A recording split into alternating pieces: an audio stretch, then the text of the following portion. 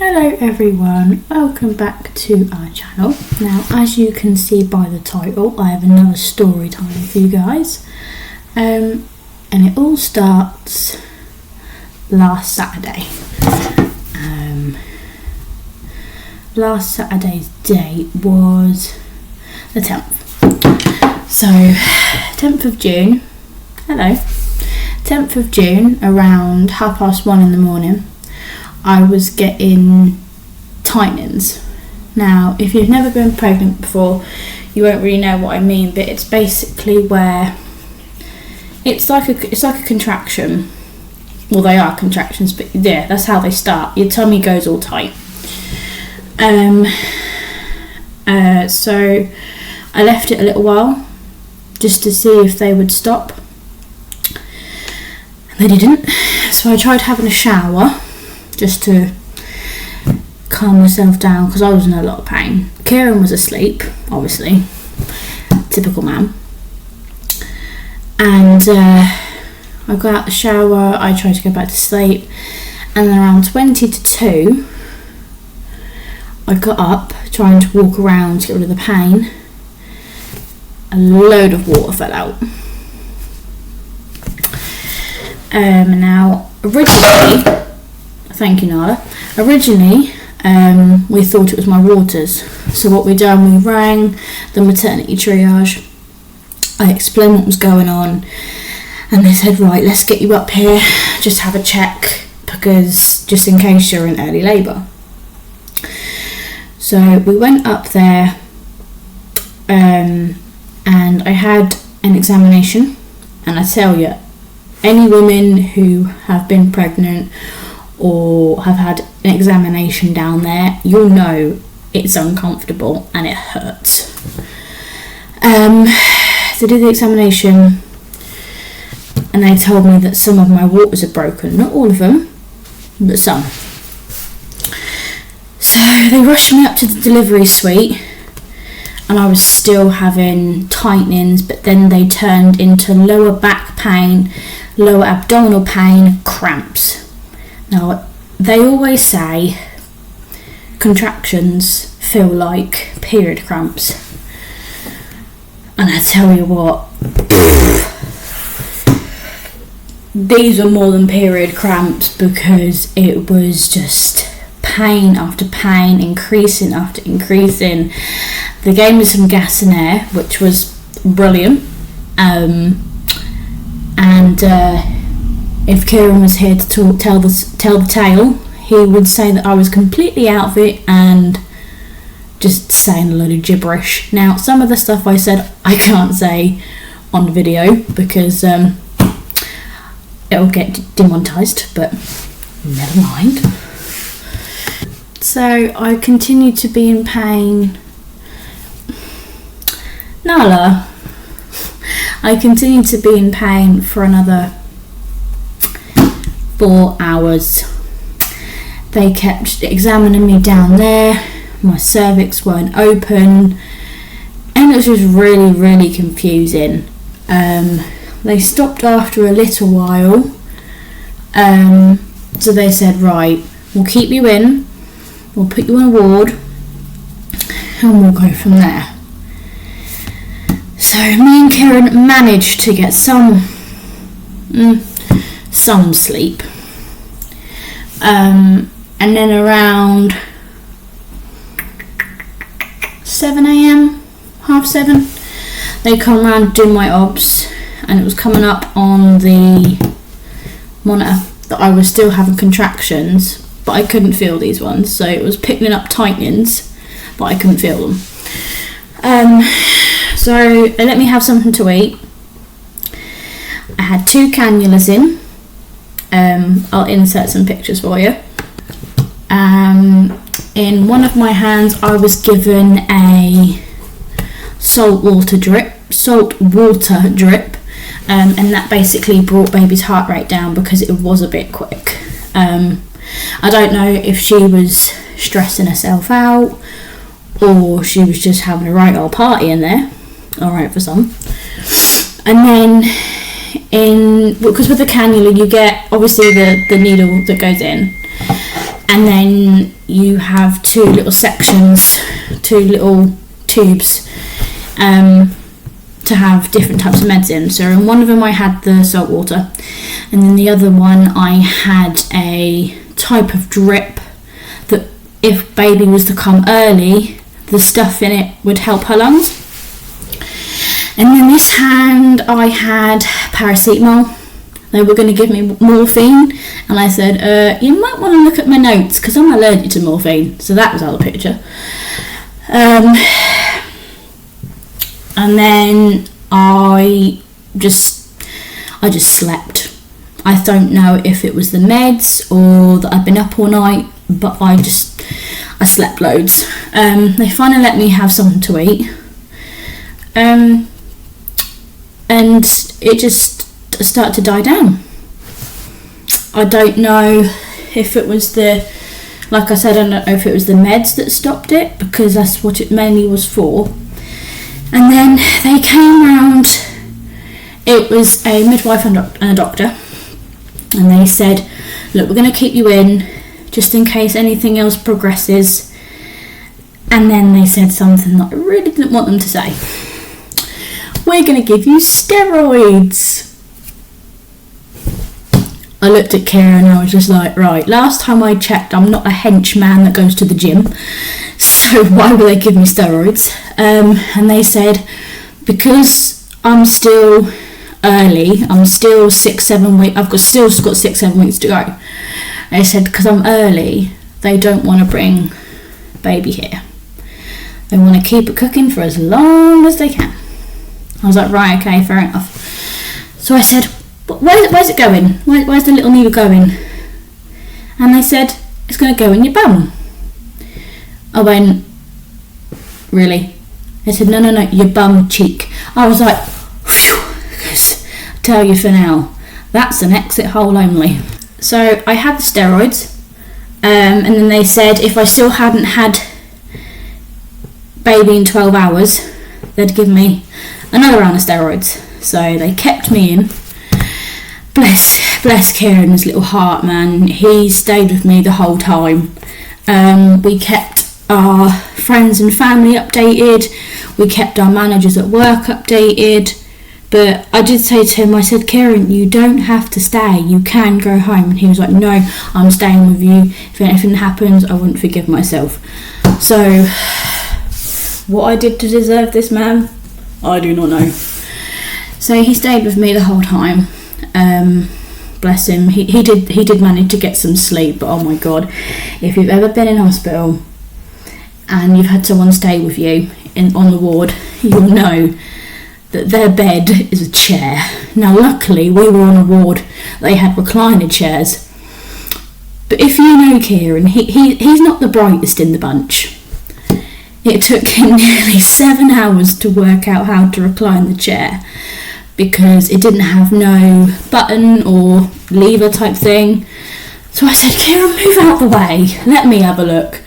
So I laid back in it and whoop, the legs came out. You had to push back, backwards to recline the chair. And the look on his face was to say, was it that easy? So he finally had somewhere to sleep other than a chair. But like I say, we stayed in overnight for another night, and then we came round the next morning and said, as nothing has progressed, your cervix is still very closed, we're going to send you home. So they took my cannulas out and off we went. Still nothing happened when we got home. I mainly slept. Kieran slept as well.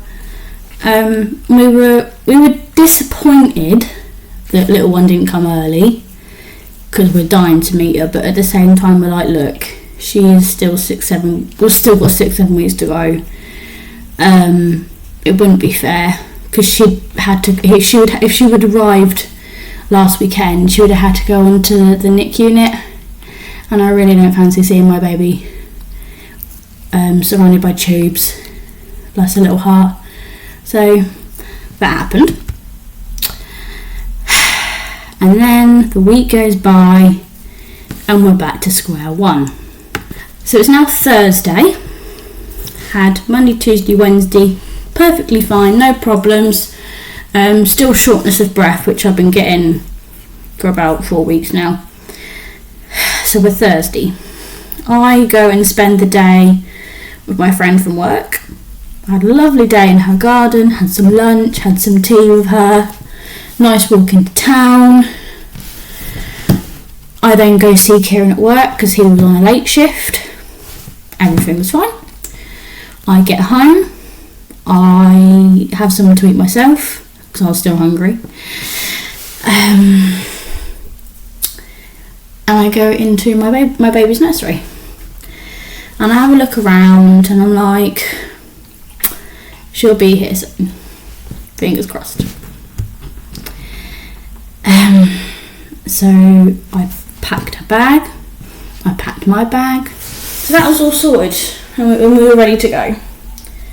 But she had other plans. And when I say we're back to square one, I started having pains again. Exact same pains as Saturday, but this time it was really, really intense. So I phoned 111.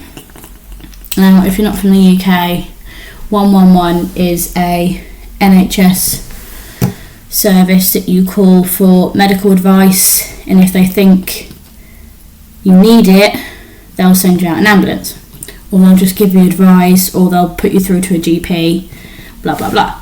So I rang them for advice. I told them what was going on, and they're like, right, what you explained to us, we're going to send you out an emergency ambulance. Excuse me. She stayed on me, the call handler stayed on the phone the whole entire time, bless her, I can't thank her enough. And the ambulance got with me within like 10-15 minutes, which is quite good actually. So when they got here, they did my observations. I was still having the contractions, and they're like, right, we need to get you up to hospital. Kieran was still at work, so I rang my friend who I was with during the day. Bless her, she put her own little hospital bag together. Now she lives on the other side of town, so she's here, I'm all the way on the other side of town. She got her stuff and she practically ran to me, bless her, and she stayed with me the whole night I was in hospital. So yes, I had another night in hospital.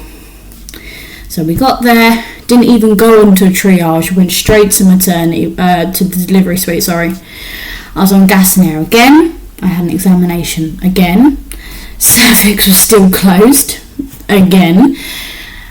And I was just very emotional, confused, and just in a lot of pain. I didn't know what was going on. I didn't know if my baby was okay, why this kept happening, and so on. So after I did the examination and things, I was still having the pains, but they were so intense. I can't really describe the pain, apart from it starts in your lower back, comes all the way down to like where you'd have period cramps, and it just really, really hurt.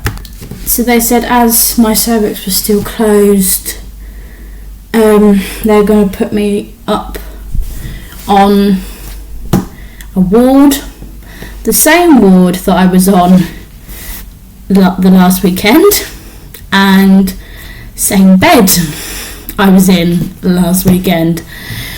And they just kept doing obs on me all night. I kept having pains. And they did another examination on me. And when they did the examination, they did sort of like a swab. Now this swab either comes up one line or two lines. One line means I'm not in labour. Two lines means I am in labour. It came up with one line and one very, very faint line.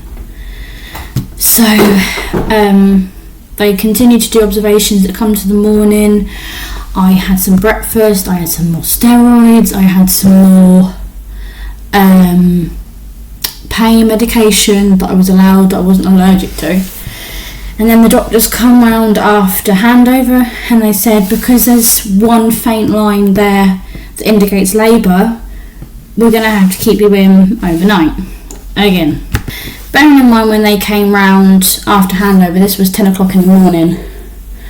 So I had the day in hospital on my own because my friend had been with me all night, and I said, look, go home, get some sleep.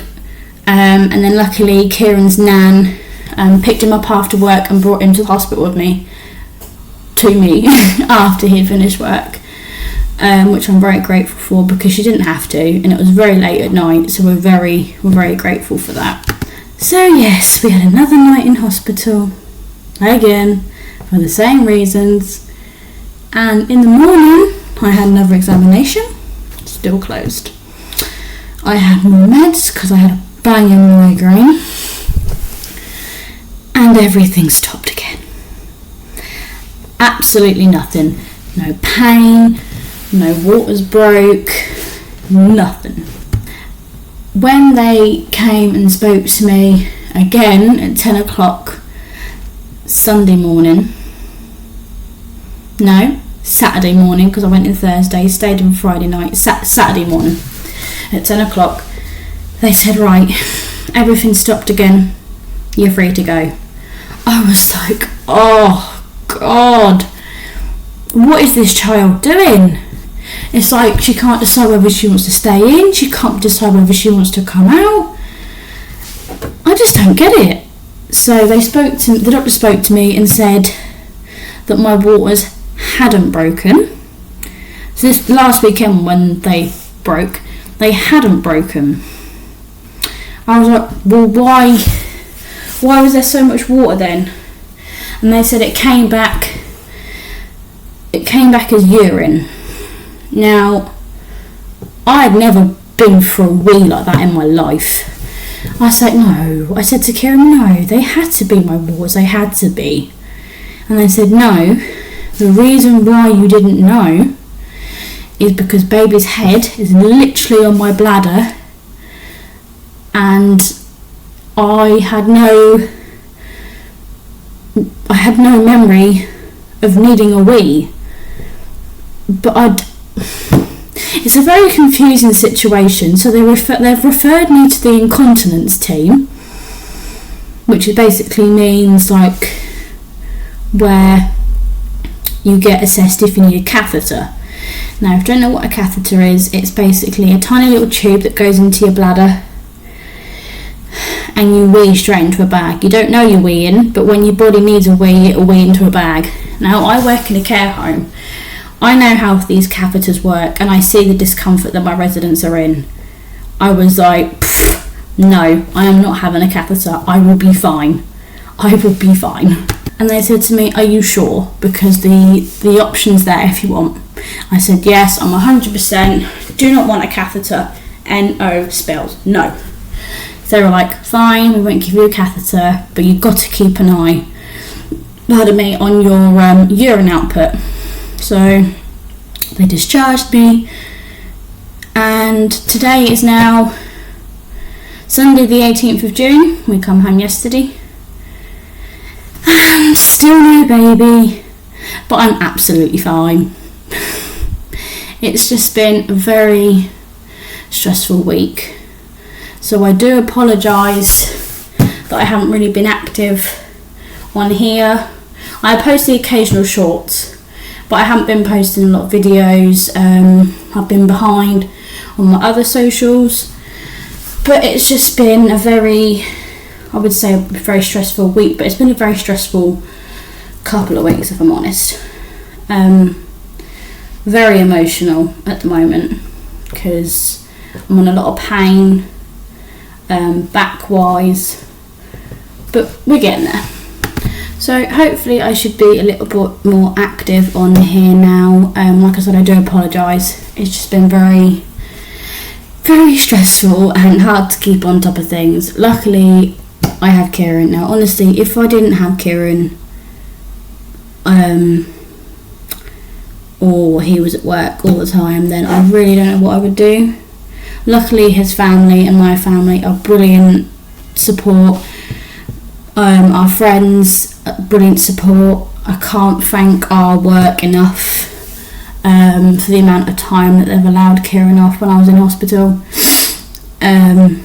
because not many places would do that, because there's nothing wrong with the dad, it's all about mum. But like I said, I'm very grateful. So I hope you enjoyed listening to my lovely joyful week. Now before I go, I will give you a bump update. Oh, there's Nala, she's fast asleep. So here's Bump as of today, so the 18th. I'm 33 weeks and 3 days, and baby girl is still cooking away. Don't forget to like, subscribe and share with your friends and family. And from me and Kieran, Nala and Bump, have a wonderful week. Bye.